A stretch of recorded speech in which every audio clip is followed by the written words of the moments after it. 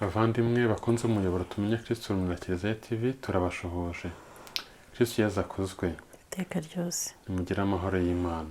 Tubahaye ikaze kandi turabashimiye ko mukomeza gukurikira ibiganiro byacu, ibiganiro by'iyogezabutumwa. Uno munsi tukaba tugiye kubagezaho ikiganiro kirebana n'inyigisho za Kiliziya zirebana n'imibereho myiza ya muntu. Uko dusanzwe tubigenza, reka dutangize isengesho. Ku izina ry'Imana Data na Mwana na Roho Mutagatifu. Amen. Ngwino Roho Mutagatifu, usanganye imitima yo kwemera ugukunde, wohereze Roho wawe, byose bibe bishya, bizabone guhinduka. Dusabe, Mana munyesha kwemera Roho Mutagatifu, turagusaba kubwirizwa nawe, gukunda ibitunganye, ruhugirwa nawe iteka, bwa Yesu Kristo Umwami wacu. Amen. Bavandimwe, inshuti z'umuyoboro tumenye Kristo na Kiliziya TV, Pawulo ni umwe mu ibaruwa yandikiye Abanyafilipi, umutwe wa 2 murongo wa 5, aragira ati: nimugire mu mitima yanyu amatwara ahuje na Kristo Yezu ubwe. Kugira amatwara, imyitwarire ihuje na Kristo bijyanye n'ikiganiro dushaka kubagezaho kirebana n'inyigisho za Kiliziya zirebana n'imibereho myiza ya muntu. Dusanzwe tuzi ko mu inyigisho za Kiliziya zirimo ibice 4. Ikiganiro cy'uno munsi kiribanda ku nyigisho za Kiliziya zirebana n'imibereho myiza ya muntu.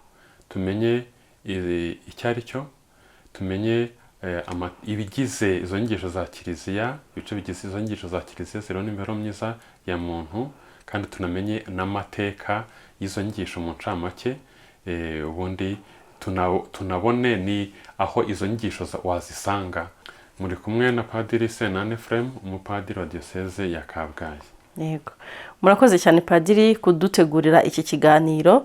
Insanganyamatsiko y'ikiganiro cya none twateguriye abakunze umuyoboro watumenye Kristo na Kiliziya TV ni ikiganiro kiza kugaruka ku nyigisho za Kiliziya zirebana n'imibereho myiza ya muntu.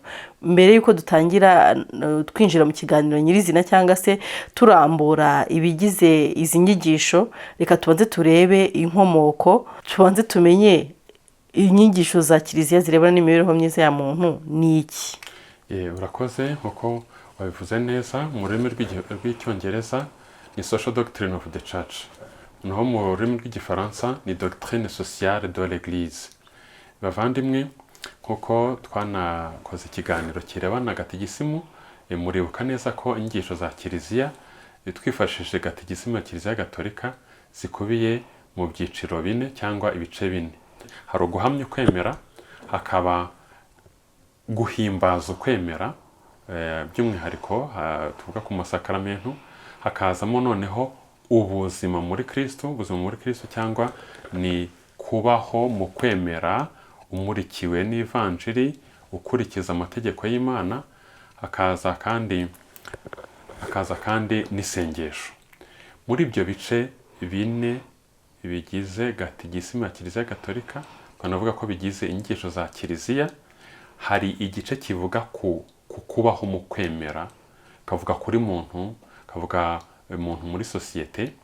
Ubwo rero muri makeya inyigisho za Kiliziya zirebana n'imibereho myiza ya muntu, koko ni inyigisho zibanda kuri muntu, ku mibereho myiza, imibereho rusange ya muntu ubwe ndetse no muri sosiyete, zikagaruka ku bibazo bitandukanye cyangwa ubuzima butandukanye bwa muntu, mbese muri rusange. Yego, murakoze cyane Padiri.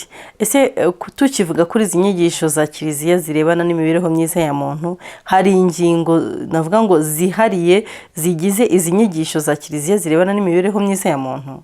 Urakoze. Iyi nyigisho za Kiliziya zirebana n'imibereho myiza ya muntu, kuko twaberetse gatigisimu ya Kiliziya Gatolika ari igitabo dusangamo izo nyigisho. Izo nyigisho nazo ubu ngubu zikubiye mu gitabo. Hano icyo dufite dushaka kubereka ni mu rurimi rw'icyongereza, Compendium of the Social Doctrine of the Church.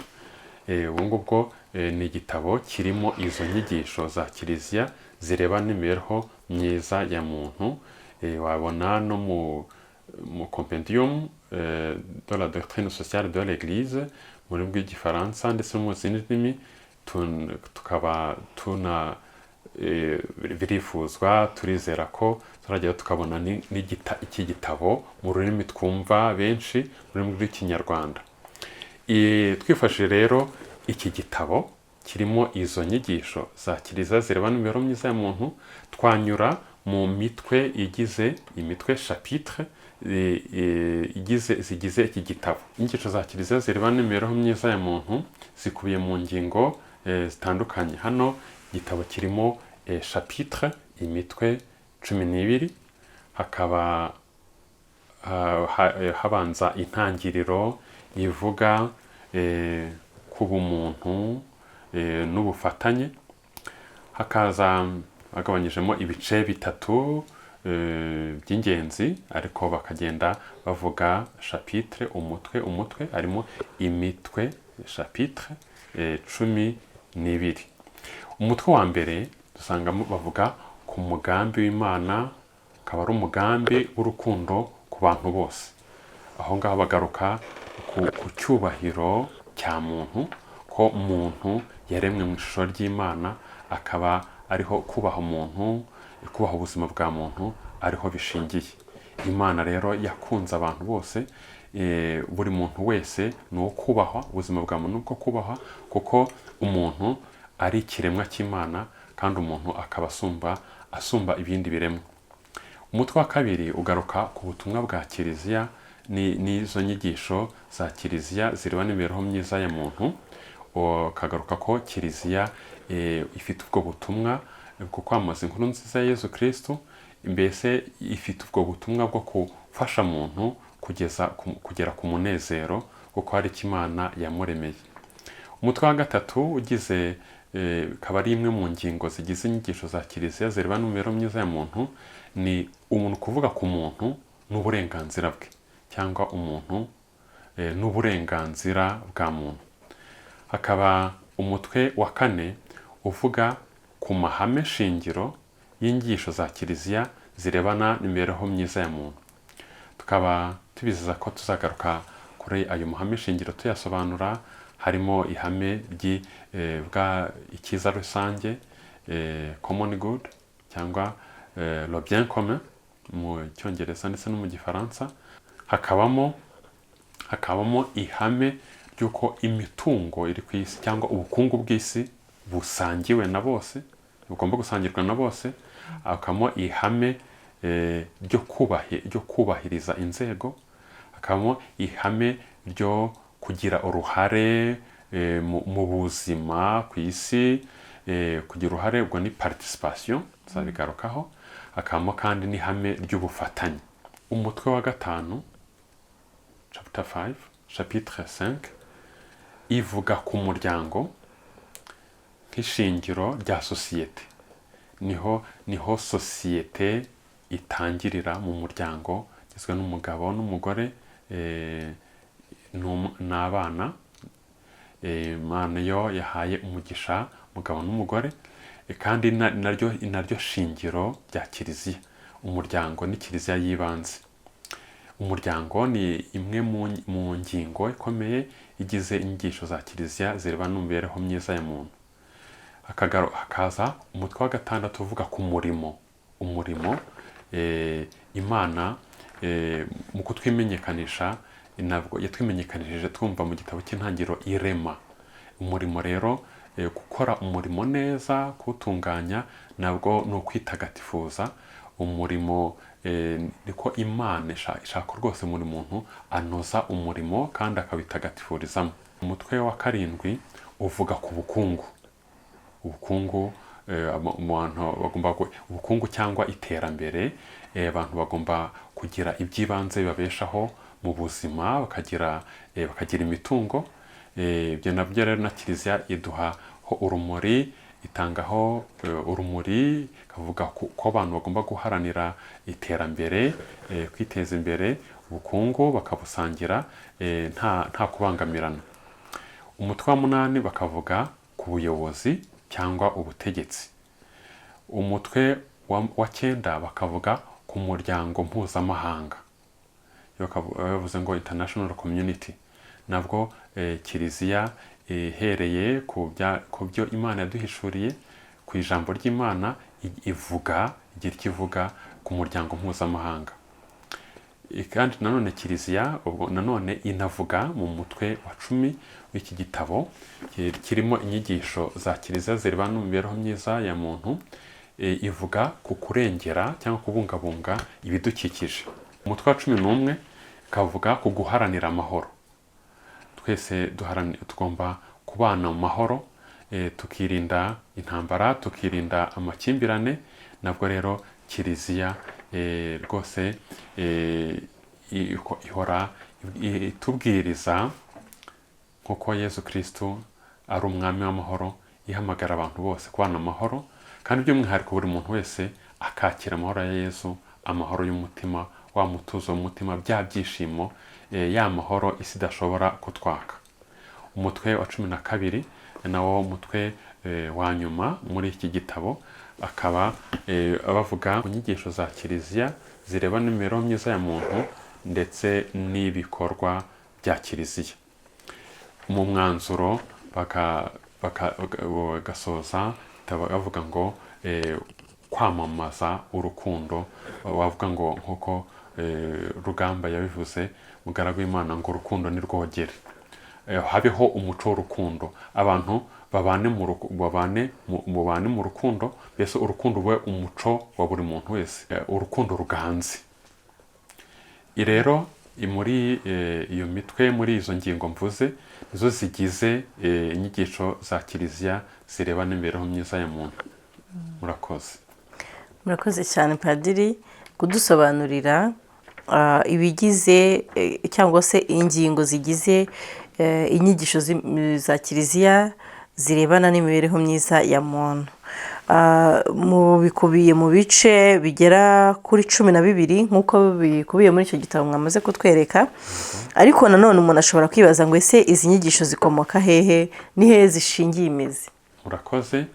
Inyigisho za kiliziya zose nk'uko mubyibuka twakomeje no kubisubiramo, zishingira ku by'Imana yaduhishuriye, shingira ku ijambo ry'Imana ndetse no ku ruhererekane rwa kiliziya.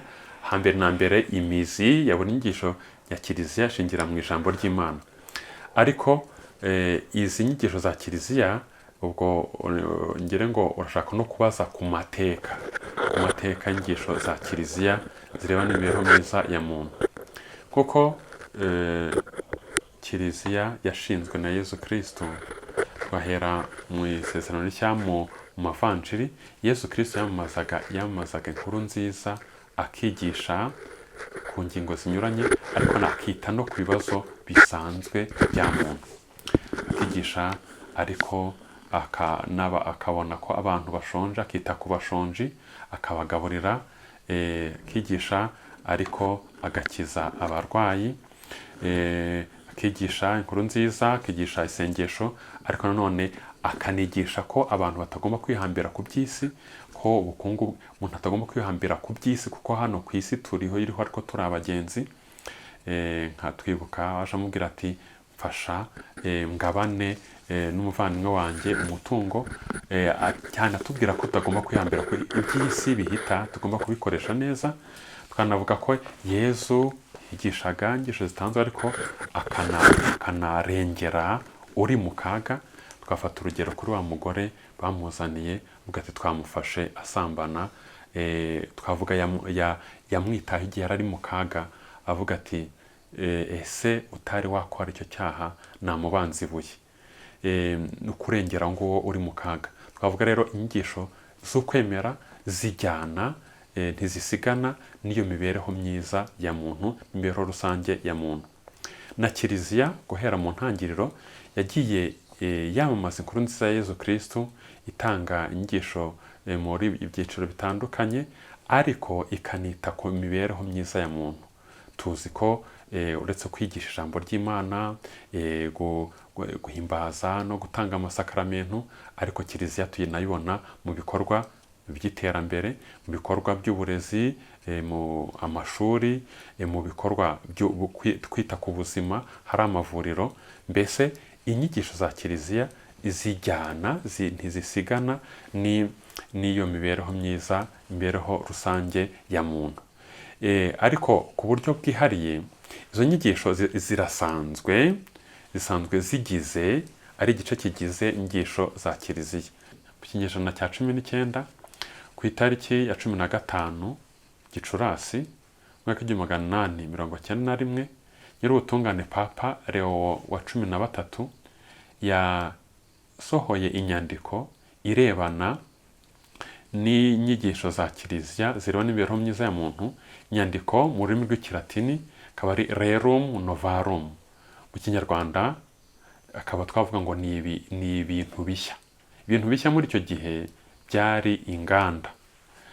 Icyo gihe ubuzima by'umwihariko duhereye ku mugabane w'Uburayi bwarahindutse kuko haje ibintu bishya, inganda, noneho imibereho y'abantu igahinduka. Abantu bakava aho bari batuye bakegera inganda kugira ngo babone umurimo, bahabone umurimo batunga, ariko kandi ba nyiri inganda ari bakeya, ariko hakaba ko abakozi bakoreshwa amasaha menshi bagahembwa makeya, kandi baba barataye imiryango yabo. Noneho iyo nyandiko yibanda mbese ku kibazo cy'abakozi, nuko nguko kunoza umurimo, kuri icyo kibazo gisanzwe kibera n'imibereho myiza, imibereho rusange ya muntu, cy'akazi, umukozi. Iyo nyandiko rero niyo nyandiko shingiro y'izi nyigisho za kiliziya zireba n'imibereho myiza ya muntu. Nyuma y'iyo nyandiko Rerum Novarum hasohotse izindi nyandiko zitandukanye, akenshi zikaba ari inyandiko bita mu rurimi rw'igifaransa encyclique, lettre encyclique cyangwa encyclical letters z'abapapa, zigaruka by'umwihariko ku mibereho rusange ya muntu cyangwa ku mibereho myiza ya muntu mu byiciro bitandukanye. Bakavuga ku iterambere, ku mahoro, nanone bakongera agaruka ku bakozi, kuko tuzabigarukaho. Buriya n'inyandiko nyir'ubutungane Papa Leo wa 14 heruka yitwa Magnificat Humanitas, ivuga ku bwiza ugereranyije mu bwiza bwa muntu. Nayo ni inyandiko ivuga ku mibereho rusange, by'umwihariko akaba avuga ku bintu bishya byo muri iki gihe, akaba ari ikoranabuhanga, ariko by'umwihariko ubwenge buhangano, artificial intelligence cyangwa intelligence artificielle. Tuzabigarukaho. Ubwo rero hagiye habaho izindi nyandiko zitandukanye, ariko nk'uko twabiberetse mu mwaka wa 2004 nk'uko byasabwe na nyir'ubutungane ubu ni mutagatifu Papa Yohani Pawulo wa II, yasabye ko izo nyandiko zivuga ku nyigisho z'imibereho myiza ya muntu, inyigisho za kiliziya zireba n'imibereho myiza ya muntu zikubirwa mu nyandiko imwe. Ubwo rero nibwo hasohotse iki gitabo gikubiyemo izo nyandiko zitandukanye, guhera kuri ya nyandiko yitwa Rerum Novarum ya nyir'ubutungane Papa Leo wa 13 ni mu mwaka w'1891. Ubu ngubu izi nyandiko guhera mu mwaka w'1891 kugeza mu mwaka wa 2004 izo nyandiko zose zakubiyemo, ariko na nyuma y'umwaka wa 2004 hagiye hasohoka izindi nyandiko. Ariko twavuga ngo igitabo twakwifashisha kirimo inyigisho za kiliziya zirebana n'imibereho myiza ya muntu cyangwa imibereho rusange ni iki ngiki. Rero izi nyandiko zashyizwe hamwe n'urwego rwa kiliziya na komisiyo ya kiliziya, komisiyo y'ubutabera n'amahoro, komisiyo ya kiliziya y'ubutabera n'amahoro. Uko tugira komisiyo mu rwego rwa diocese, komisiyo y'ubutabera n'amahoro mu rwego rwa diocese, nako hari iyo komisiyo mu rwego rwa kiliziya y'isi. Rero yashyize hamwe izo nyandiko. Ubwo amateka rero y'izo nyigisho mu ncamake akaba ari ayo ngayo.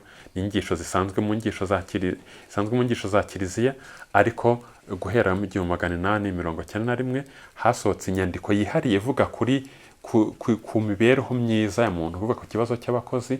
Hagenda hasohoka n'izindi nyandiko zivuga kuri za ngingo navuze zitandukanye. Noneho mwaka 2004 hasohoka inyandiko, igitabo gikubiyemo hamwe izo nyigisho za kiliziya ziba n'imibereho myiza ya muntu. Murakoze. Twigeze kugira ikiganiro kivuga kuri gatigisimu ya Kiliziya Gatolika yo mu 1992. Ahangaha kuri izi nyigisho zirebana n'imibereho myiza ya Kiliziya bihurira hehe n'inyigisho za gatigisimu? Yego, urakoze, ni ikibazo cyiza. Inyigisho za kiliziya twavuga ko twabivuze zikubiye muri gatigisimu ya Kiliziya Gatolika, muri za nkingi enye cyangwa ibyiciro bine cyangwa ibice bine.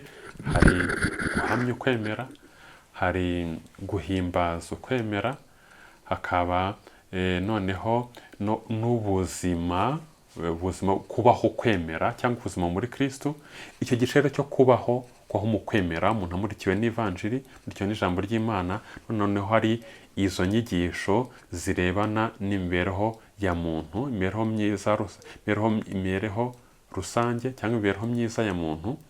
Noneho twavuga ko izo nyigisho za kiliziya zirebana n'imibereho myiza ya muntu, noneho ifata icyo gice cya gatatu cya gatigisimu ya Kiliziya Gatolika, noneho ukavuga ko ari uburyo burambuye. Icyo gice cya gatatu n'ubundi dusangamo icyubahiro cya muntu, tugasangamo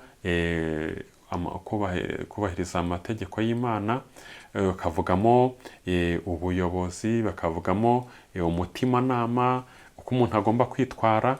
Noneho twavuga ngo izi nyigisho twavuga ngo ni nk'igice kimwe cya gatigisimu, ariko noneho ku buryo burambuye, bakanasobanura ingingo zitandukanye ku buryo burambuye. Hariho n'ibibazo bishya biza, noneho ubwo imibereho ya muntu muri sosiyete. Ubwo rero bijya muri izo nyigisho za kiliziya zirimo n'imibereho myiza ya muntu. Mbese nta kubitandukanya, ubwo no kuvuga ngo ni nk'igice kimwe noneho gisobanuye mu buryo burambuye. Urakoze.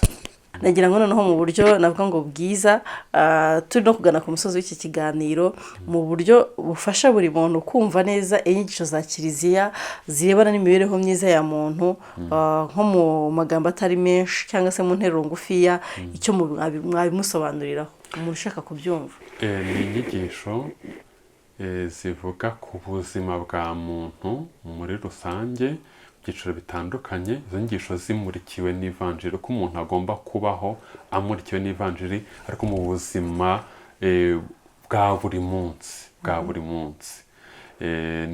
Sinzi niba mbisobanuye neza, ibyo byumvikana. Ubuzima bwa buri munsi, umuntu mbere na mbere ishingiye ku kubaho ubuzima bwa muntu, guhera asamwa kugeza ku rupfu, wavuga rusanzwe, guhera ku isamwa kugeza igihe asoreje urugendo rwe hano ku isi, kubaho ubuzima bwa muntu.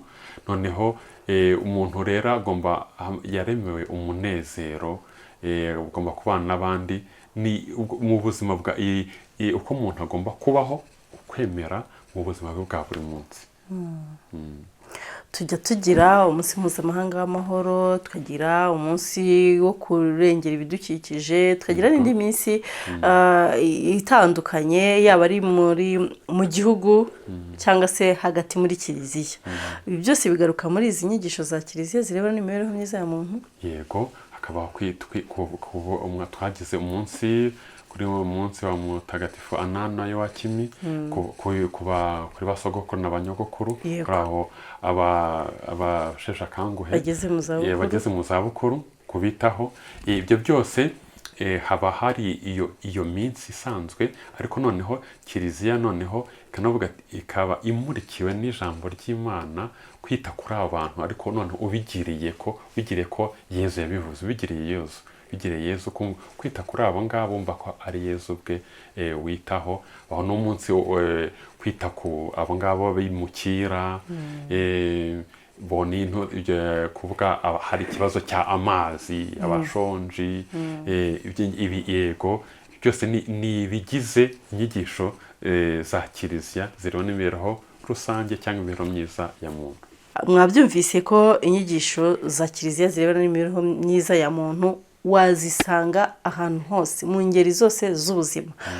Iyo turi kwizihiza wenda umunsi mpuzamahanga wo kurinda ihohoterwa rikorerwa abana ndetse wenda n'abagore, biba biri muri wa murongo w'inyigisho za kiliziya.